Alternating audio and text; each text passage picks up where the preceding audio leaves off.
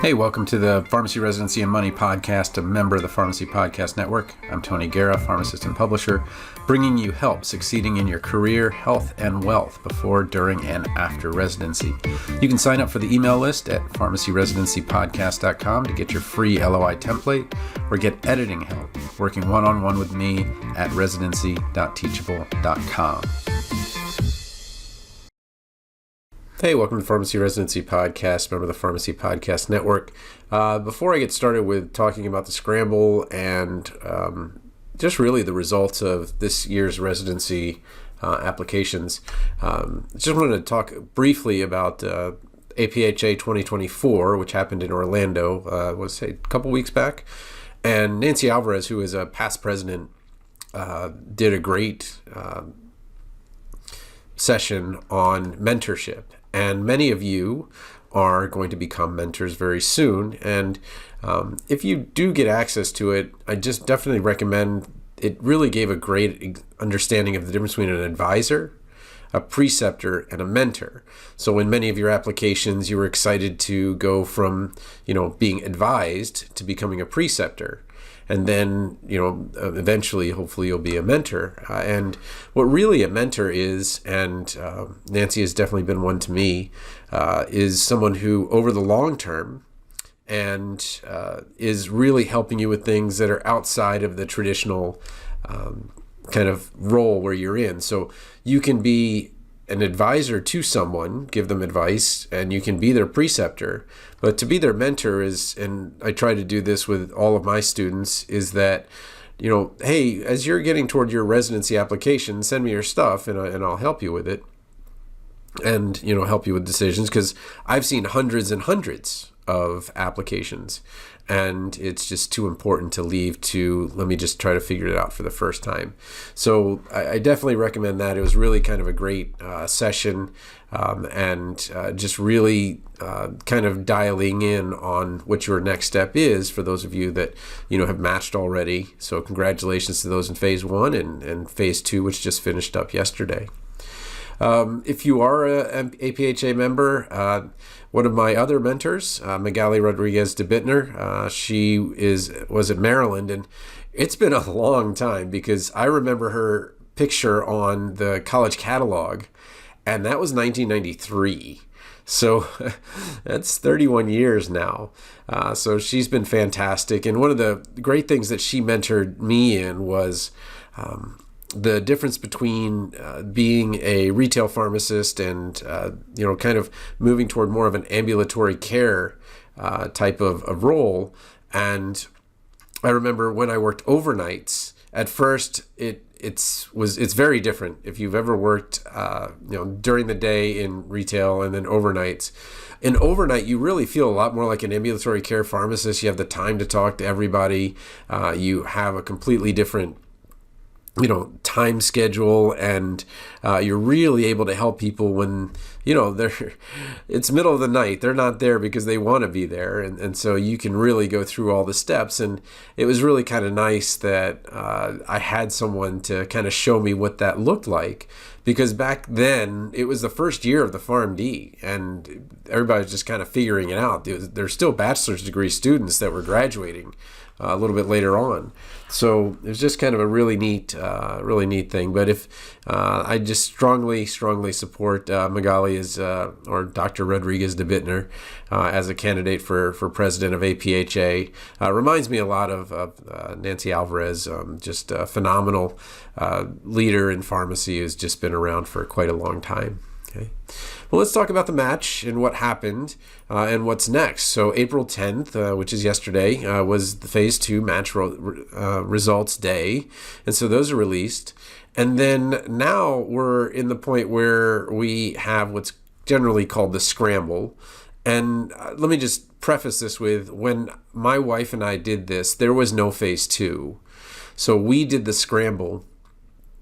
And to be fair to her, I was living in Baltimore, and so she applied to Maryland and to Hopkins and I think Children's in DC, and she was really applying outside of her zone where she had done most of her appies. And so it made it very difficult to get those residencies out there. And then there's usually, back then, I want to say there's about 200 applications for each of those sites. So very competitive, and it just didn't work out. She got interviews, and I think it was pretty clear that she wanted to be closer to home, and that's what ended up happening. And I'll talk a little bit about going to Iowa. But just to let you know that the Scramble is a very real opportunity. And I want to talk about also something which we don't really usually talk about, which is generally we think about residency as being 1 year and what's going on in the near future. But I can tell you what happened 15 years later, because that's where we're at exactly. So let's go on to the match results. And where I'm going to kind of focus in on is the applicants here and the stats. So this is crazy, but the match rate from last year to this year went down. That is something that was unexpected. So if you look at this chart, the ASHP match trends at natmatch.com, you're going to see that this red line was the applicants participating in the match. And it was going up and up and up until 2021, where it went down significantly, went down again, and then flattened. There were 10 fewer applicants participating in the match this year than there were last year. Now, we're going to have a significant dive in a couple years, not next year, but the year after, where there are, I want to say, some number of like 1,200 fewer graduates. So that number will just go down just because there are fewer people. The other thing that happened was the blue line, which is the number of positions offered, was continuing to go up. But that also flattened. So 5232, 5256, and then this is the first decline we've had in positions offered in a long time. So it is a very different situation. Then we look at the number of unmatched applicants, and unmatched applicants was also flat, and unfilled positions actually went up a little bit again. So there are unfilled positions that are available. Now, a majority of them, not a majority, but as a percentage, I want to say there's 46 community opportunities, and I wanted to talk to you about those and where you can end up after a community residency, because I think that many think, oh, I'll never be able to get, the position that I want with acute care, but we'll take a look at that. Okay, but this is this year, 81% for the PGY1, 84 for PGY2. Last year it was 82 for PGY1, 83 for PGY2. So PGY2 match rate went up a little bit. PGY1 went down a little bit. So as we're kind of looking at that, we're saying, okay, well, what's available now? We see that there are 150 PGY1s still positions remaining unfilled, and 119 PGY2s. Now, when there's fewer PGY1s, obviously there's less people applying to PGY2, so that kind of makes sense. But there's still 150 spots after phase 2, which is crazy because 150 is what it used to be after phase 1.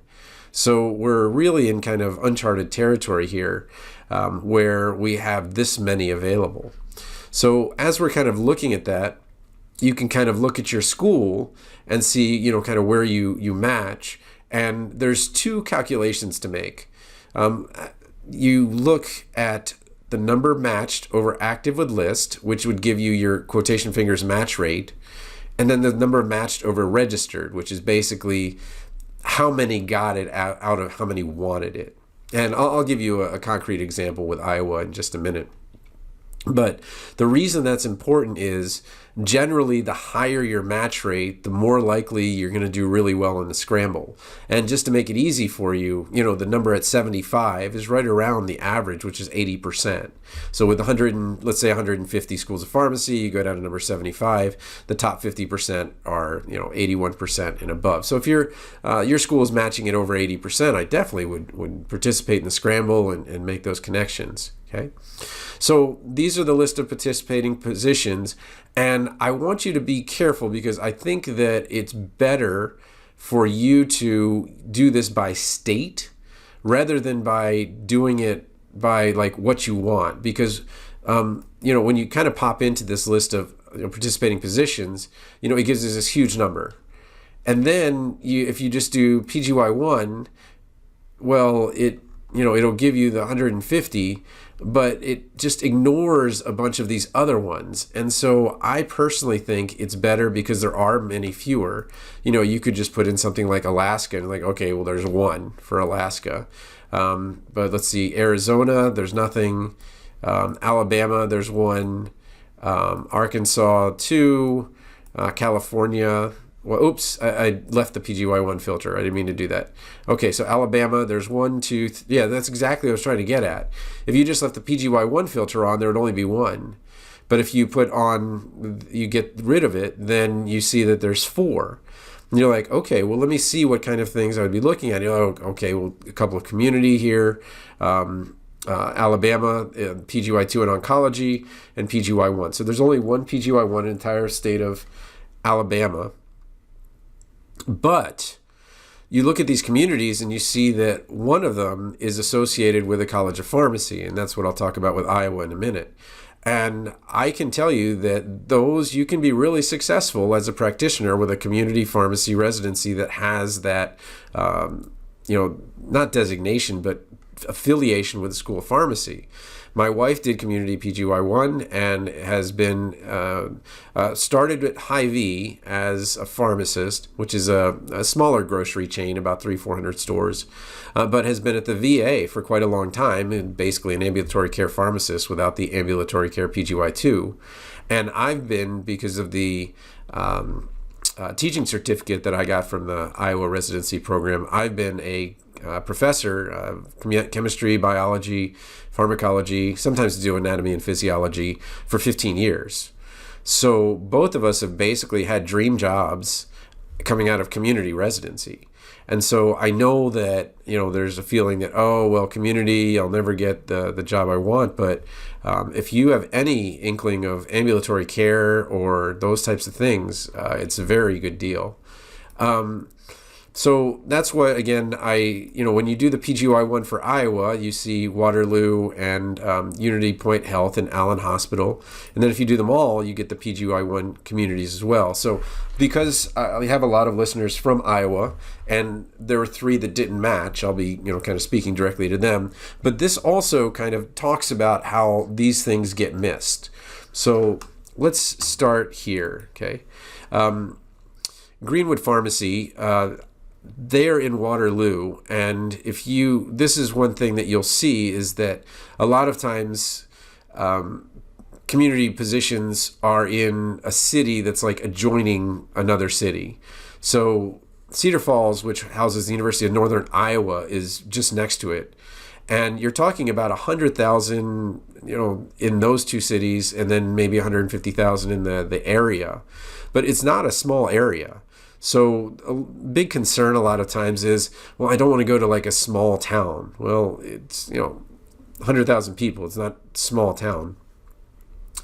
And then you're like, well, Iowa, what's Iowa? Well, the more important thing is that it's part of the University of Iowa, and University of Iowa City is just down, I don't want to say just down the road, but it's just down the highway. And I actually worked in community pharmacy, not at Greenwood, but in that town when I was doing some weekend shifts and things like that. So the other thing that I think gets missed about community is that generally the hours are very humane. That is, they're Monday through Friday usually, maybe a little bit on the weekend, but the hours are completely different. So if you're looking for something with work-life balance, community residency is absolutely fantastic. Mercy One Waterloo, and then Unity Point Health, which I think is pretty nearby in Waterloo as well. Those are also in that kind of, quotation figures, metropolitan area. But the fact that you are close to the University of Iowa College of Pharmacy, just, down, it's not going to be down I-35. I can't think of the highway that it would be down as I'm thinking about it now. But we just passed it, actually. We were coming back from going to soccer in Chicago and then in Milwaukee. My girls do travel soccer. Anyway, so I would, in terms of kind of getting back to the mentor thing, Stevie Veach is phenomenal with the community pharmacies. And then Jay Curry was just fantastic, kind of guiding us through the process and helping us out. And, we're very happy. My wife is at the VA Des Moines Medical Center. And if you've ever talked to anybody about the VA is like, pharmacy nirvana. You're able to do so many things. If you get into the VA, it doesn't really matter where your license is from, because the VA is it's federal land. So if you are, if you have an Iowa license, you can go to the San Diego VA. You can go to the Orlando VA. It doesn't matter. They don't care. But she loves her position there, and again, no nights and weekends. We are able to be very present parents. And then I work at Des Moines Area Community College, which is it's actually the biggest college in the state, and we have over almost 40,000 students, and they're quite spread out. But I'm at the mothership in Ankeny, and I'm teaching in class, and I do APPEs with students, and it's really kind of cool because whereas in your APPEs, you were like, I know nothing. And then by the end, you know some, but you've always had that feeling of not being, enough, or whatever you want to call it. And when I do APPEs, you're going to be proficient in pharmacology or chemistry or biology and those types of things. And so we can focus a lot more on the teaching than we have to worry about really you getting good at the subject, because you're already good at the subject, which is really nice. So there's been some people that had never been in front of a classroom and were able to get in front of a classroom. People that really didn't understand what an academic life could be. And then, the other ones that are available to you, if you have 18 credits in a subject, you can teach at a community college. So because my pharmacy degree had so many biology graduate credits and chemistry graduate credits and all of that stuff, I can teach so many different classes, and it just keeps it from getting stale. So again, I've been here 15 years, and I'm hoping to, I expect to make it to my 20 years for sure. And then actually I don't really plan to retire. It's kind of one of those jobs where it's just fantastic, and you just love it. And then my wife is hoping to be at the VA for, her, I think she's got another 20 years till she's 60, and then, gets full benefits and so forth. And we didn't start out going, this is what we're going to do, which is something that I really need to kind of emphasize, is that what you're really doing with the community pharmacy residency is you're creating doors that wouldn't really be open for you if you didn't have that. So with Mindy, it was more, okay, she's working at the Hy-Vee it was in Ames actually. And then she got the opportunity to work in Ankeny, which is down here. And then because she had the residency and that experience, when she went into the interview, and she's not military, so she didn't get any advantages. She went to the VA, and she had quite a bit to talk about, and she was able to get the position. Now, to be fair, VA positions take months to get. But once you're in there, man, it is a fantastic situation for a pharmacist.